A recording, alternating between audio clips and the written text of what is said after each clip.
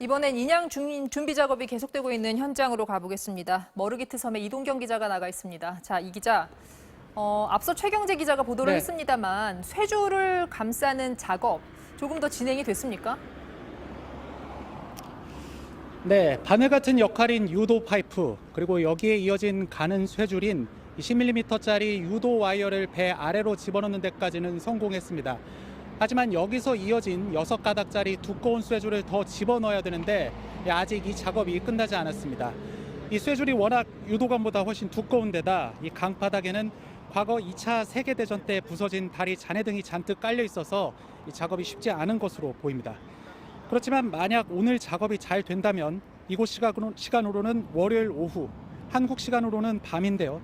이때부터 인양이 시작될 수 있습니다. 다만 상황에 따라 하루 뒤, 즉 화요일로 다시 늦춰질 수도 있습니다.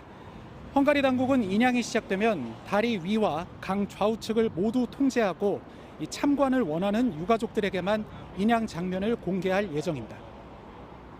네, 그러니까 한국 시간으로는 내일 밤 아니면은 화요일이 되는 거네요.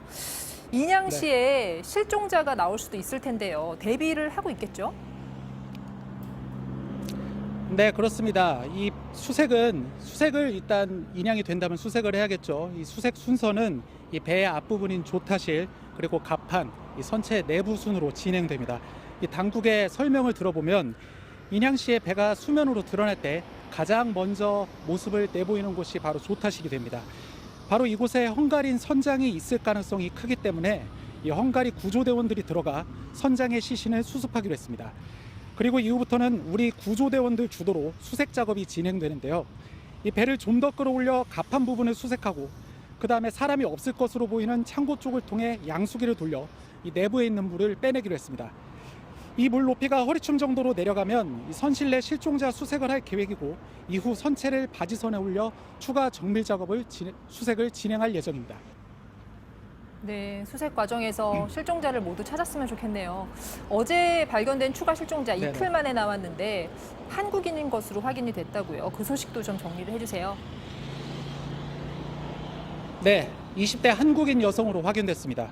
어제 저녁 6시 반쯤 이곳에서 22km쯤 떨어진 아르드라는 지역에서 이 주민 신고로 발견이 됐는데요. 이로써 한국인 탑승객 33명 가운데 사망자는 19명, 실종자는 7명이 됐습니다. 오늘 또 수상 수색은 계속되고 있습니다. 80에서 100km 떨어진 구간을 집중적으로 살폈던 어제와 달리 오늘은 추가 실종자가 발견된 지점부터 50km 구간까지를 집중 수색하고 있습니다. 지금까지 부다페스트 유람선 침몰 사고 현장에서 전해드렸습니다.